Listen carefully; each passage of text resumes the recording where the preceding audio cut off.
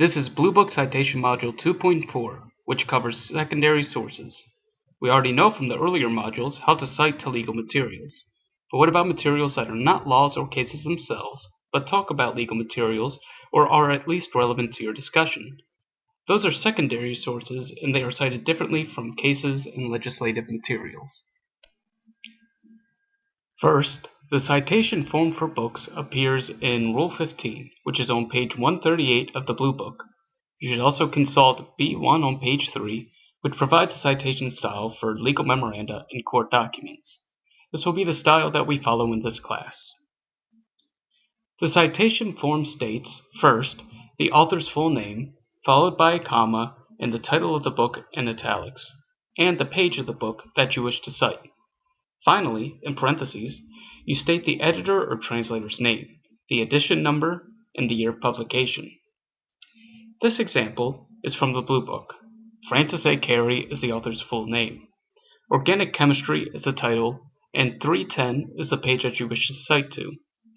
Kent A. Peterson and others are the editors. It is the 6th edition, and the book was published in 2006. Now first, let's take a closer look at authors.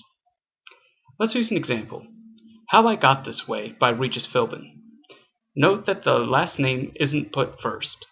The author's name should be written precisely as it appears in your book. How I Got This Way only lists Regis's first and last names. If it also had his middle name, you would put his middle name. If it was just his middle initial, you would only include his middle initial. I just looked it up, and apparently Regis has two middle names, Francis Xavier. Pretty cool. Now, if the book has two authors, you write both names in the order that they appear in the book and join them with an ampersand. So, since Regis's I'm Only One Man was written by both himself and some other dude named Bill Zane, you would include both names with an ampersand in between. But, if there are more than two authors, you usually should just include the name of the first author followed by et al., which is fancy words for and others.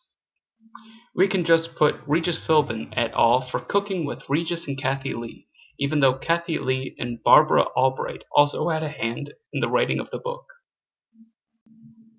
For titles, you should cite the full main title as it appears on the title page, but you should follow the capitalization rules of Rule 8. Under Rule 8, you should always capitalize the first and last words of the title, and any word that immediately follows a colon.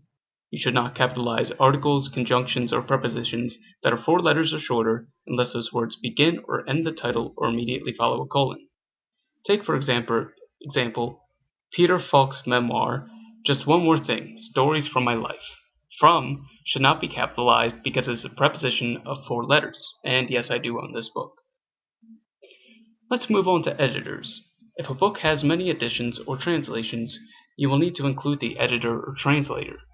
The name of the editor should be followed immediately by the abbreviation ed, whereas the name of the translator should be followed immediately by the abbreviation trans. The naming of editors and translators follows the same rules that we just went over for listing the names of authors. Just reference 15.1 for any help on that. The edition and date comes last in the parenthetical. Many books only have one publication date. For those, you only have to cite the year. If a book has more than one edition from the same publisher, then you include only the number of the edition and the year the edition was published.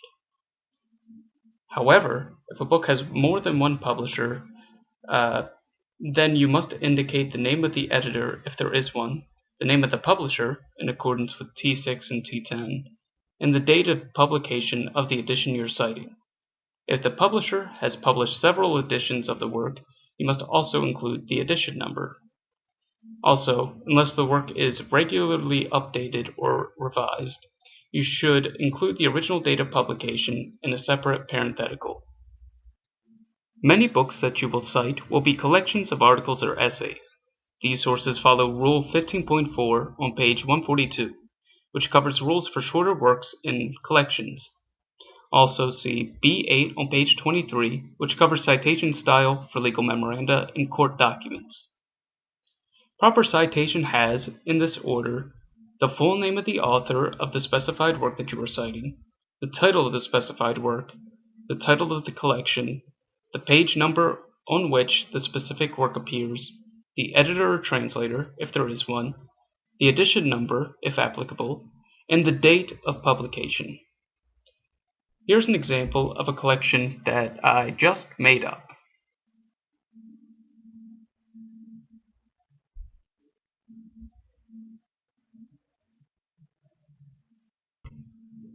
You may also cite the periodicals, which include consecutively paginated journals, non-consecutively paginated journals, and newspapers.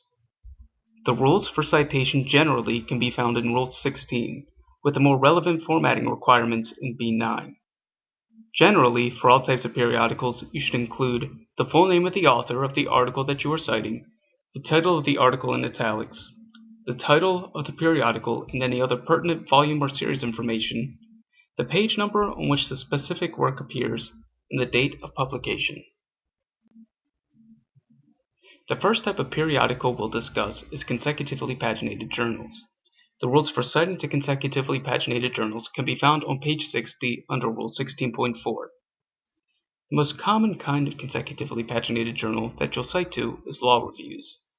Law reviews are organized in volumes, which typically correspond to an academic year.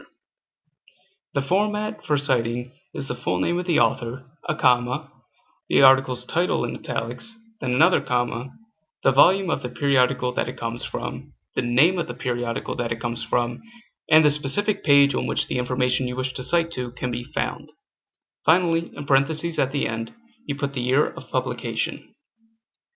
For the periodical name, you can find the proper abbreviated form of a journal's name in Table 13 on page 444. Here's an example.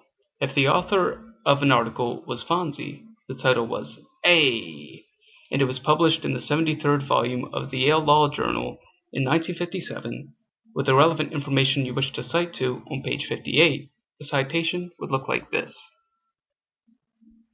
Next, there's non-consecutively paginated journals, the formatting rules for which can be found under Rule 16.5 on page 150. A non-consecutively paginated journal has works that are separately paginated within each issue, like a magazine.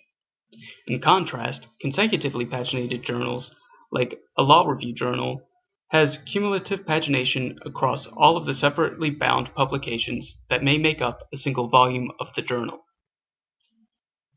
Here's an example. Here's, the format of how you would cite a non-consecutively paginated journal. First the author, then a comma, the article's name in italics, then another comma, the name of the periodical, another comma, the full date, another comma, and then at with the page number that you want to cite to. Once again, to find the proper abbreviation for the periodical name, consult Table 13 on page 444. You should also abbreviate names of geographical regions within titles by Table 10 on page 436. Here's an example for you. If you wanted to cite to an article called I'm the Baby, Gotta Love Me, by the Baby Dinosaur from the TV show Dinosaurs, and which appeared in the April 26, 1991 copy of The New Yorker on page 37, this is what the citation would look like. Newspapers are the third type of periodical. See Rule 16.6 to see how to cite to newspapers. The format for citing to newspapers is the same as citing to non-consecutively paginated journals. You cite to the author, the name of the article, the name of the newspaper, the full date of publication of the article, and the page number to which you wish to cite. Again, look to T13 and T10 for proper abbreviations. Here's an example. If Steve Urkel published an article titled, Did I Do That?, in the April 30th, 1990 edition of the New York Times on page C3, this is what the site would look like.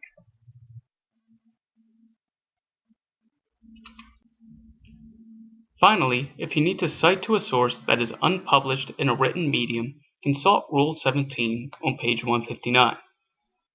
For certain types of non-print sources, you may also need to consult Rule 17.2.4 and Rule 17.4.